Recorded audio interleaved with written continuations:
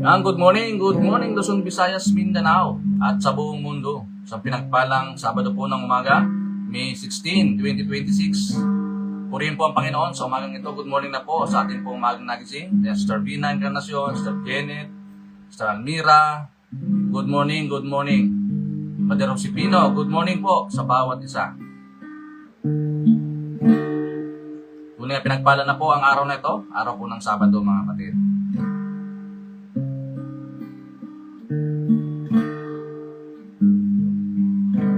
Tuloy po natin i-share yung ating pong Facebook Live, ang ating pong Daily Vibrant Word. Yan. Sister Tess Vilas, good morning. Sister Marilo Portanilla. Tuloy po natin i-share ang ating pong live streaming today, mga kapatid, sa ating pong mga kapatid, kaibigan, kakilala, katrabaho, at sa lahat po ng tao, no? Yan, good morning na. At bago tayo mag-umpisa, tayo po umawit sa Panginoon. Sister Alicia, good morning. Awit natin ang Panginoon at handugan ng pagsamba, pagpupuri. Karapat dapat po na tumanggap ang ating pong Panginoon sa umagang ito. Yes, Lord. Hallelujah. We praise you, Jesus. Glorify your name today, Lord God. You deserve the praises of your people.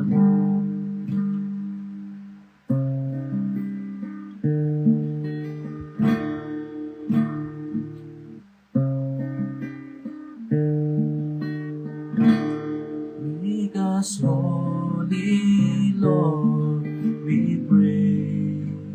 Yes, O God. In your likeness, righteous in your way. Let us be a praise to the glory of your grace.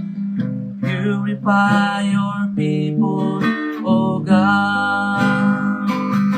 Make us holy, Lord, we pray. In your likeness, righteous in your way.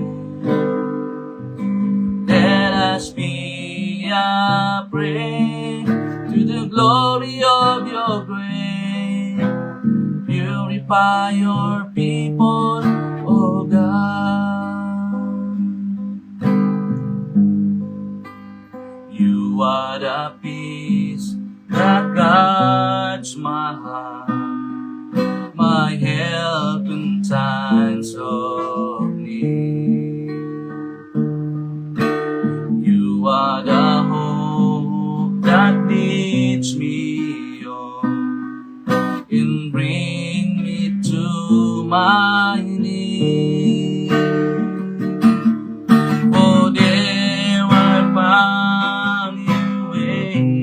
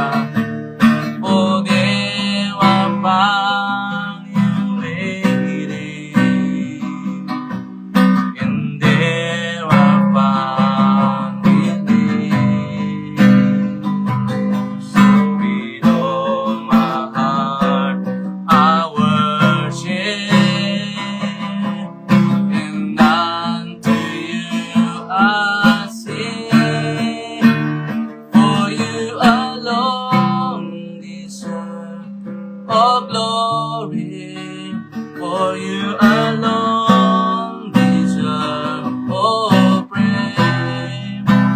Father, we worship and adore you. Father, we won't deserve all praise. Father, we love you and we worship you this day. Father, we love you and we worship you this day. Yes, Lord. Father, we love you and we worship you this day. Lord, we praise you. We worship you today in spirit and in truth, Lord. For you alone are worthy. You deserve the glory, the highest praises of your people, Panginoon. Salamat po, Ama, sa umagang ito. Patnubay ng iyong Santong Espiritu at sa pagkikipisan, Panginoon, sa Santong Espiritu sa aming buhay. O Lord, salamat po una sa lahat, Lord, sa pag-ising mo, Panginoon, Lord, sa amay sa umagang ito. Salamat po sa biyaya at sa gandahang loob ng Panginoon. Salamat po ng marami. At Ama, sa oras po na ito, amin pong pinagkakatiwala ang Daily Vibrant Word, Lord. Ikaw po maghari, Panginoon. Katagpuin niyo po ang aming pong mga spiritual na pangailangan sa araw po na ito. Turuan po kami, O Diyos. Pahayag ang iyong salita, Panginoon, sa aming kalagitnaan. Pinupuri ka namin pinasalamatan, O God, sa oras po na ito. At maingat po namin ang balik, Lord, at ang papuri, magluwalhati sa pangalan ni Jesus. Amen and amen. Ayan, good morning sa ating mga kapatid na naka-online na, mga kapatid. Purihin po ang Panginoon sa umagang ito. Good morning na po, Padre Richie. Ayan, kumusta po dyan saan ka na ba ngayon? New Zealand. Pastor Adeline, good morning. Sister Jane, good morning. Ayan, good morning na po sa bawat isa. And without further ado, tayo na po ay mag-proceed, no, sa ating pong pag-uusapan. At napaka-importante po na malaman po natin na ang hustisya ng Diyos ay tiyak. No? Sabi po sa ating pong tatalakayan ngayong umaga, God's judgment is sure or certain. God's judgment is certain. No? Sa 2 Kings chapter 9, verse 1 to 3 and 6 to 7. Sabi po dito, the prophet Elisha summoned a man from the company of the prophets and said to him, tuck your cloak into your belt, take this flask of olive oil with you and go to Ramoth Gilead. When you get there, look for Jehu, son of Jehoshaphat. Ito po ating pag-uusapan ngayon, si Jehu, no? The son of Nimshi. Go to him, get him away from his companions, and take him into an inner room. Then take the flask and pour the oil on his head and declare, This is what the Lord says, I anoint you king over Israel. Then open the door and run, don't delay.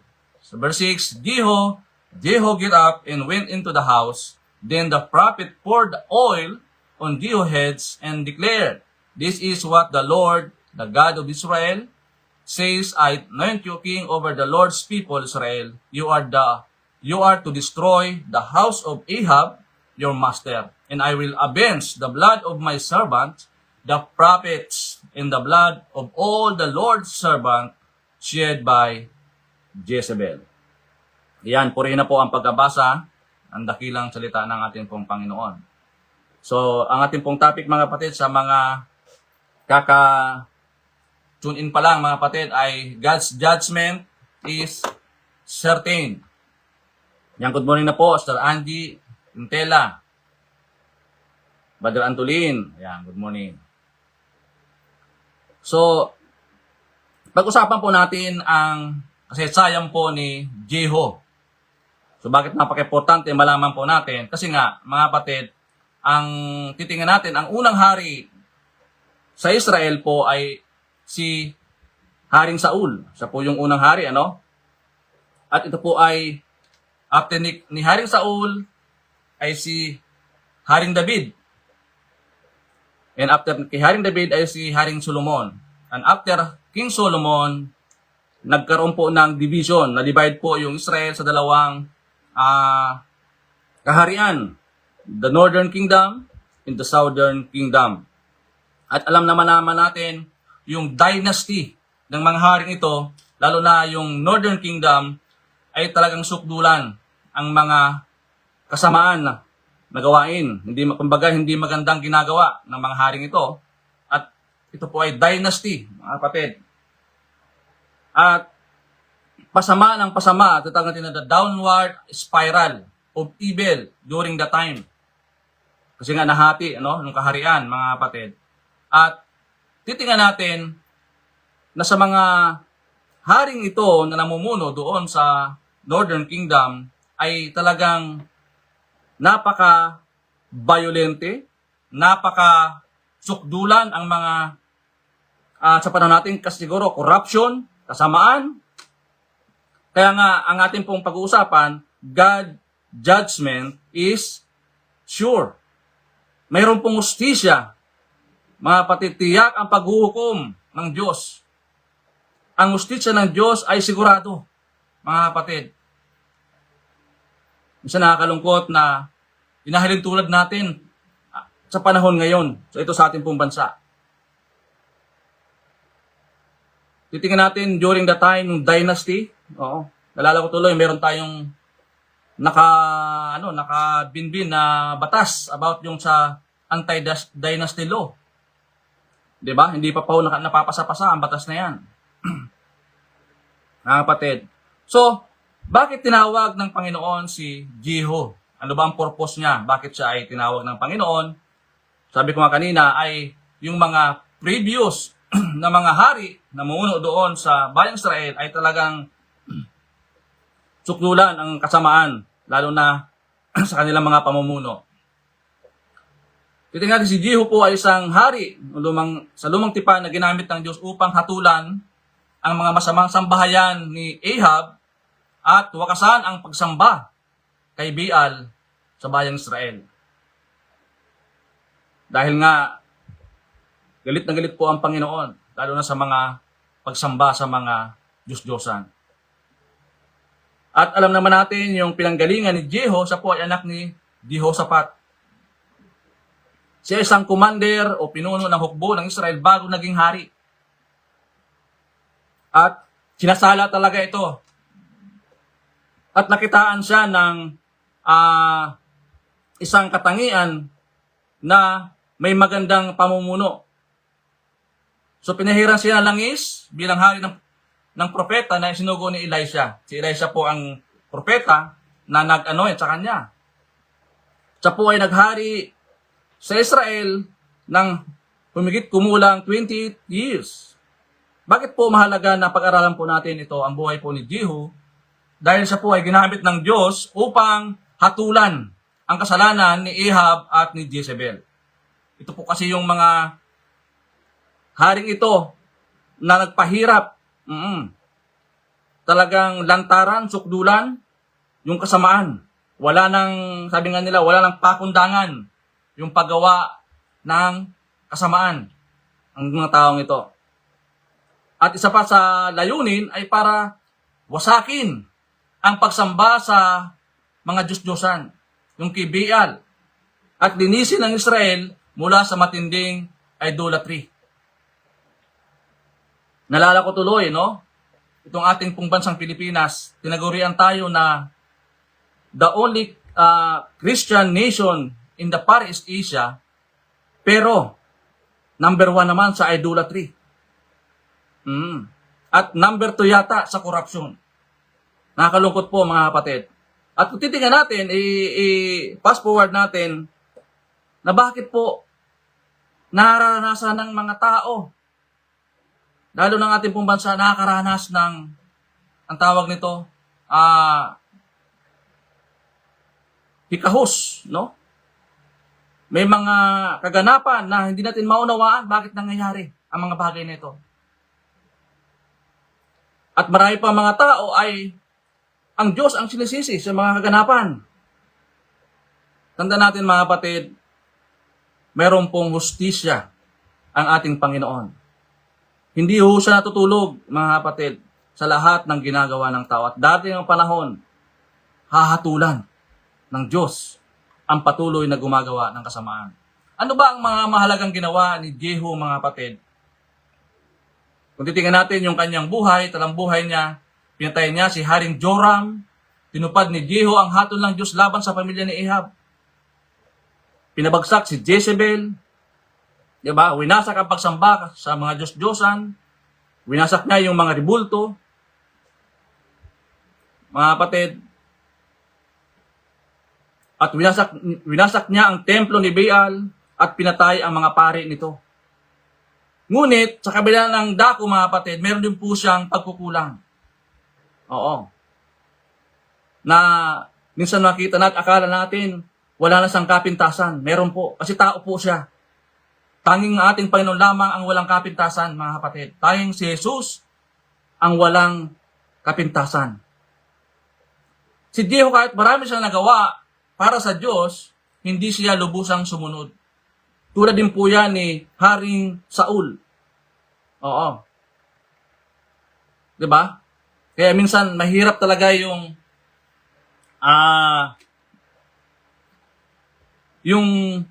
napapasarap ka na doon sa iyong posisyon na parang ayaw mo nang umalis doon sa posisyon mo. Kaya nga, titingnan natin, ito po yung anti-dynasty bill na pinapasa ngayon ng Senado o ng Kongreso. Malagay, may pasa ito, mga kapatid.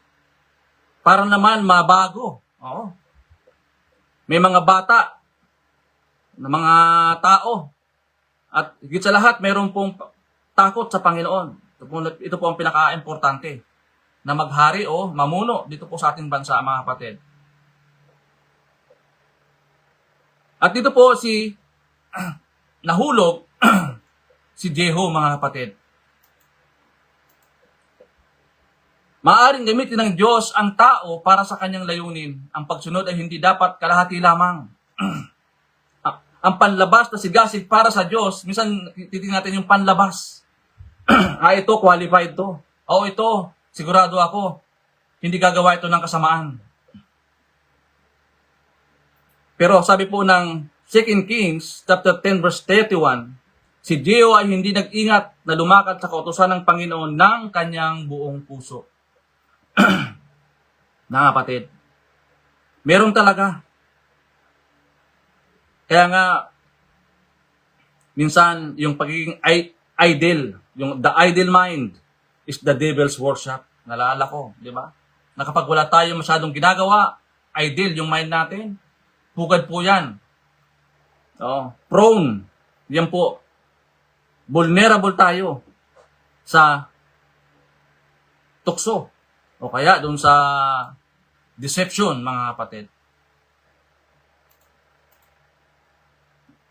Kaya sabi po ng 2 Corinthians chapter 5 verse 10, sabi po ni Paul, "For we must all appear before the judgment seat of Christ, so that each of us may receive what is due us for the things done while in the body, whether good or bad."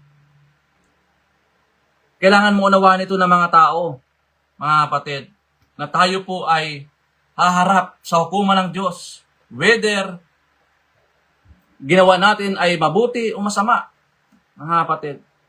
Dapat maunawaan ito ng mga tao na hindi natutulog ang Diyos. At minsan iniisip ng tao pwedeng takasan ng kasalanan o hindi mapapansin ng Diyos ang maling ginagawa natin. Pero malinaw sa Bible na ang paghuhukom ng Diyos ay tiyak. The judgment is certain. Mga kapatid, hindi tayo makakaalpas pag ito ay nangyari. Maaring hindi agad dumating ang consequences, pero darating ito sa tamang panahon ng Diyos. May timetable po ating pong Panginoon. Kaya sa panahon natin na parang wala ng hustisya na nakakamit o naranasan natin sa panahon natin. Kung sino pa yung mga masasama, sila pa yung nagbubunyi, namamayani. 'Di ba? Kung sino pa yung lumalakad ng matuwid, sumusunod sa plataforma ng Diyos, sila po yung minority. Kaya nung panahon ni Noah, marami pong naniniwala sa warning ng Diyos. Maraming pong hindi naniniwala sa babala ng Diyos nung panahon ni Noah. Nagpatuloy pa rin sa paggawa ng kasalanan, pamumuhay hanggang dumating ang baha. Pinakita ng Diyos ay nakita natin yung pagpapasensya ng Panginoon. Binigyan sila ng pagkakataon na magbago, magbalik loob sa Panginoon, magsisi, talikuran yung mga masamang ginagawa. Pero anong ginawa? Imbis na tumalikod, nagbunyi pa sa paggawa ng kasalanan. At ganito yun po ang nangyayari sa panahon natin ngayon. Marami mga tao na bubuhay na parang walang accountability sa Diyos. Pero dati ang araw na bawat tao ay haharap sa Kanya. At ang bawat lihim na ginagawa na kasalanan ng mga tao, bawat salita at bawat gawa ay malalantad. Ito po ang katotohanan, mga kapatid. Tayo po ay magsusulit sa Panginoon. Pero po may magandang balita. Hindi gusto ng Diyos na mapahamak tayo.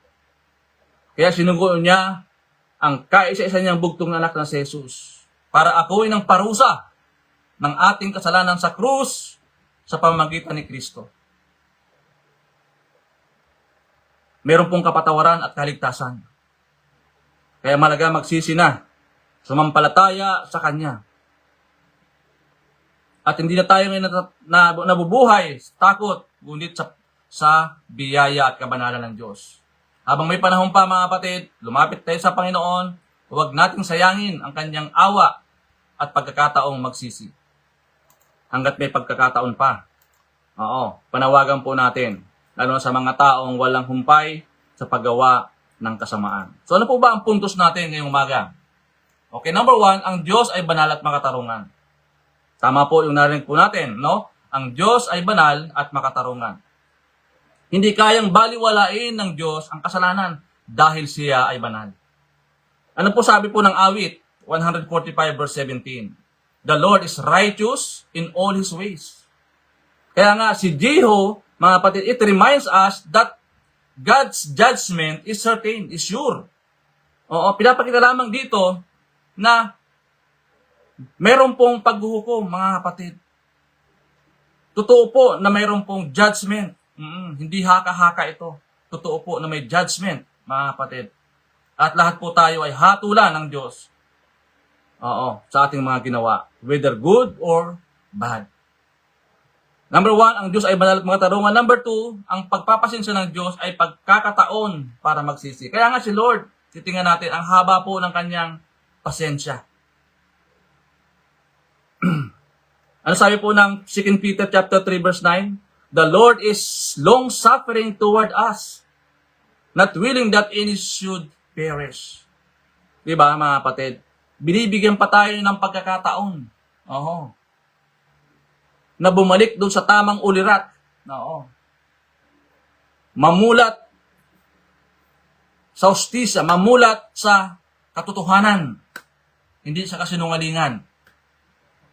Mga kapatid, laging merong pong puwang. Oo, ang ating pong Panginoon. Inaantay tayo na magbalik loob sa Kanya. Ano po yung number 3? Lahat ay mananagot sa Diyos. Lahat po tayo mananagot sa Panginoon. Dati ang araw ng pagsusulit ng ating pong buhay. May grading system, no? Each of us shall give account of himself to God. Sa Romans chapter 14 verse 12. Lahat po tayo ay gagraduhan ng Panginoon. May pagsusulit, mga kapatid. Ang pang-apat, si Jesus lamang ang daan sa kaligtasan. Walang iba. Ito po minsan nakakalungkot sabihin, mga kapatid, na marami mga tao ini-ignore ang Panginoon. Ayaw tanggapin ang Panginoon. Gusto pumunta sa langit, pero ayaw naman sundin ang ating Panginoong Hesus. Bukang bibig na mahal nila ang Diyos, pero hindi naman nila tinatrato ng tama yung kanyang kapwa. Sinasamantalahan yung kapwa-tao. Diniyurakan yung mga tao. Pero bukang bibig na mahal niya ang Diyos. Pero hindi niya kayang mahalin yung kanyang kapitbahay, yung kanyang katrabaho, yung kanyang kaibigan. Walang ibang daan tungo sa kaligtasan sa pamamagitan lamang ng ating pong Panginoon Hesus. Ano po sabi? Si Kristo ang ating pag-asa laban sa walang hanggang kaparusahan. Jehu reminds us that God's generational blessing.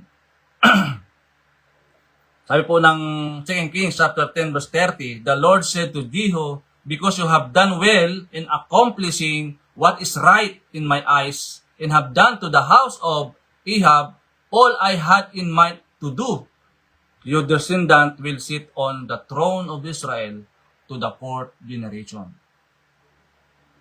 May pangako po ang Panginoon,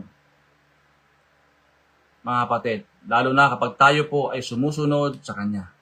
Lagi po may pangako ang Panginoon, mga kapatid. Okay? So, paano po natin i-apply ito, mga bagay na ito? Number 1, mamuhay na may pagsisisi araw-araw. Wala tayong magagawa, mga kapatid. Hindi natin dapat ipagwalang bahala ang kasalanan. Ang tunay na repentance ay pagbabago ng puso at buhay. Sa Acts 3:19, ano sabi sa Acts 3:19? Repent therefore and be converted, that your sins may be blotted out. Di ba? Maglaan ng oras, araw-araw para manalangin at humingi ng kapatawaran sa Panginoon. Huwag maging matigas ang puso kapag tayo po ay itinutuwid, kinokorek tayo ng Panginoon. Oo. Huwag tayo sumama ang loob, mga kapatid. Bagkus, magbago.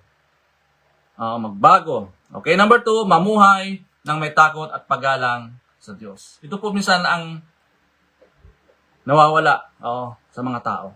Wala na pong takot at paggalang sa ating Diyos. Kaya nga lantaran na po yung paglapastanganan.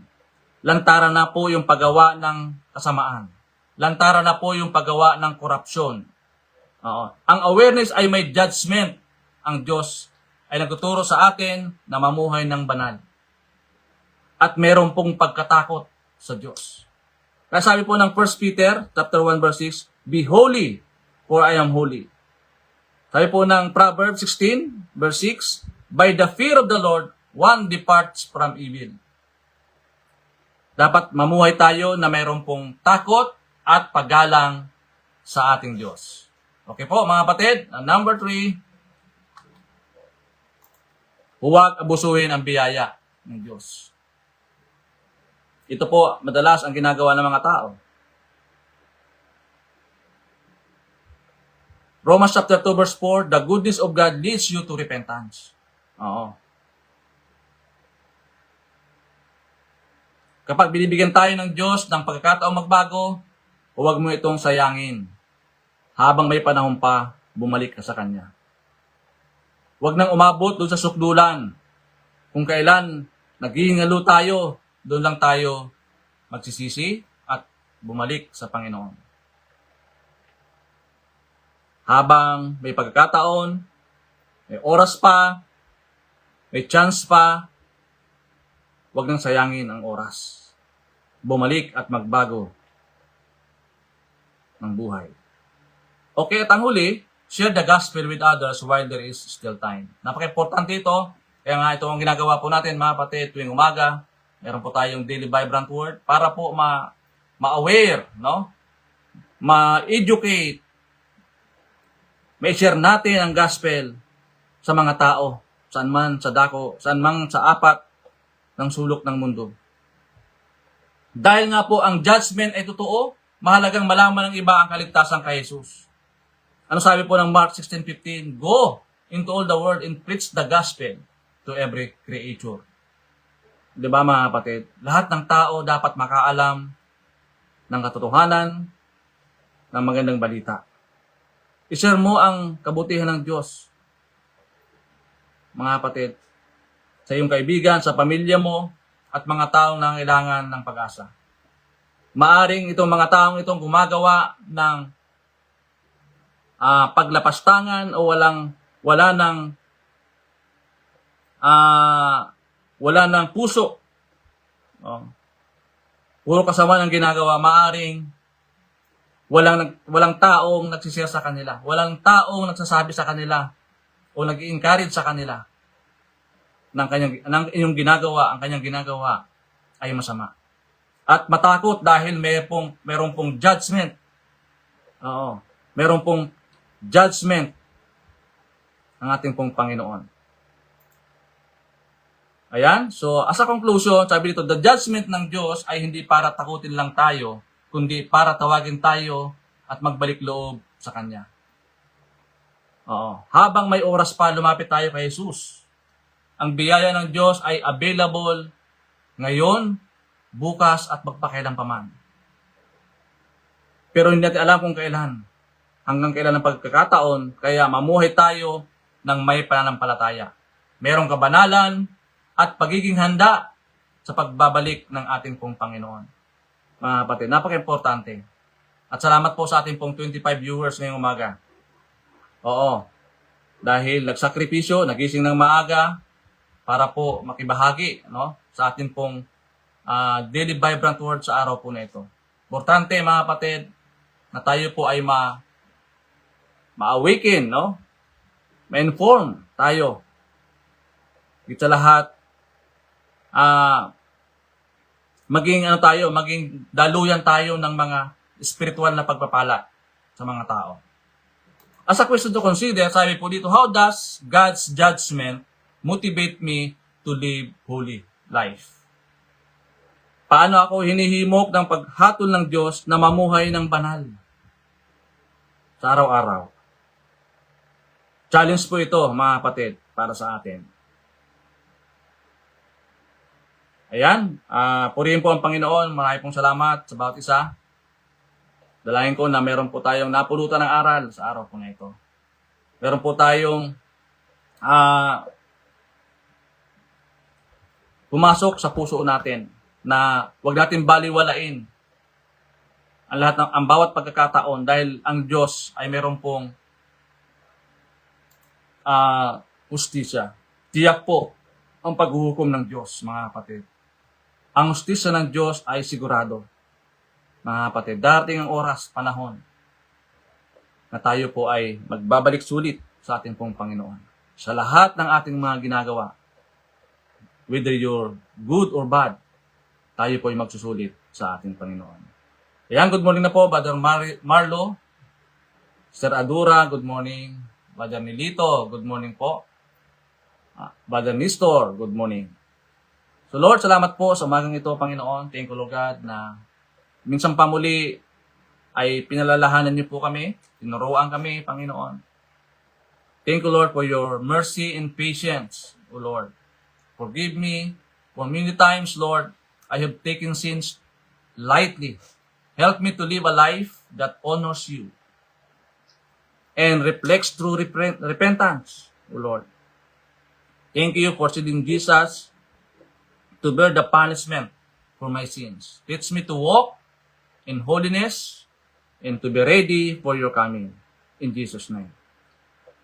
Amen. Salamat po, Panginoong Diyos. Purihin po kayo sa araw na ito. Dalahin ko din sa buong maghapon ng Sabado, Lord. Gawin niyo po kaming mabunga, maunlad, Panginoon. Lahat ang aming po magagawin, Lord, sa araw po na ito. Samahan niyo po kami, Panginoon, sa maghapon. Lord, minsan pa sa oras na ito, pinagkatiwala sa iyong palang kamay, ayon po mga kapatid na mayroon pong physical na karamdaman sa araw na ito. Ikaw po nakaalam po, Panginoon, ang kanila pong mga kalagayan sa araw na ito, Panginoon. Akin po pinagkakatiwala sa iyong palang kamay, Lord, ang kanila pong mga buhay, Lord God. Idampi mo ang iyong palad at ipadalo yung kagalingan na gumula po sa inyo. Salamat, Lord God, at ganun din po sa amin po kapatid ngayon na nagdaraos ng kanilang mga kaarawan, Panginoon, sa araw na ito. Even, Lord, wedding anniversaries, O Lord. Kami po ay nakikigalak sa kanila po mga pagdiriwang sa araw po nito, Panginoon. Samahan niyo po sila, O Lord, exceedingly and abundantly, above all we ask or imagine, according to the power that works within us. Now and forever. Salamat po, Panginoon. Sa iyo lamang, Lord, lahat ng papuri, pagluwalhati sa pangalan ni Jesus. Amen and amen. Yan po, God bless po mga kapatid. Ayan, good morning na po, Pastor Perseus, Pastor Ani, good morning na po. Okay po, maraming pong salamat. Pagpalain po tayo ng Panginoon sa buong maghapon.